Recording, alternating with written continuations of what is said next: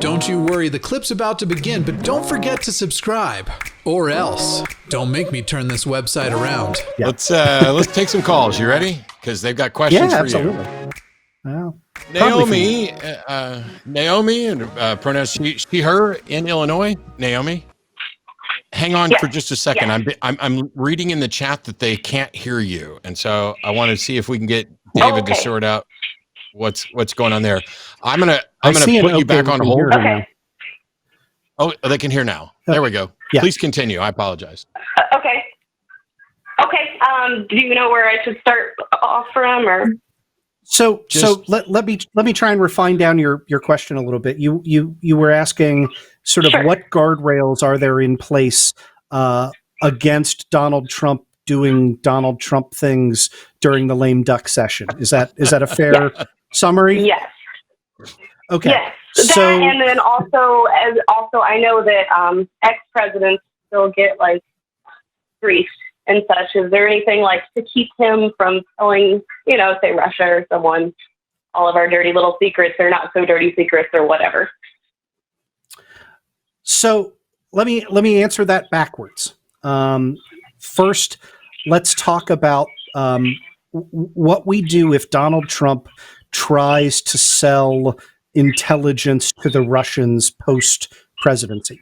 And that really invokes the question that I get asked a lot, which is, can Trump pardon himself? Could he resign and have Pence pardon him? Whatever. And so I am one of what I think is I would say this is probably a 70-30 question, right?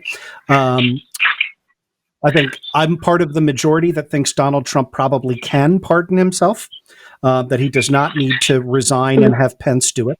But he may do so just because no president has ever tried to do that, not even Richard Nixon. The phrase "not even Richard Nixon" entered my lexicon an awful lot these last 4 years. But various governors, and it's only been a couple, but there have been governors and mayors who have pardoned themselves in our nation's history. So that is, I'm oversimplifying. I did an episode of Opening Arguments on this. It's number 90. It's called Pardon Me. You can go listen if you want to hear the hour long. But so I think Trump can pardon himself. And I think Pence could pardon him even if he couldn't. But the pardon power is limited to federal crimes in existence at the time of the pardon. Right. So you don't have to have been arrested or indicted for them. So he could be pardoned, and I suspect that the pardon will take the form of for any and all criminal activities in which he may have engaged as of January 20th, 2021. But it doesn't shield him from prosecution from state law crimes, and it doesn't shield him from crimes in the future. So that answers the second part of your question. If Donald Trump were to do anything like that, he would be guilty of treason. He would be guilty of, various other, violation of the Espionage Act. That would be super bad. And I'm really confident that Biden's Department of Justice would investigate, indict, and that, he would stand trial for those crimes. So I think that will be a strong deterrent unless he wants to flee the country.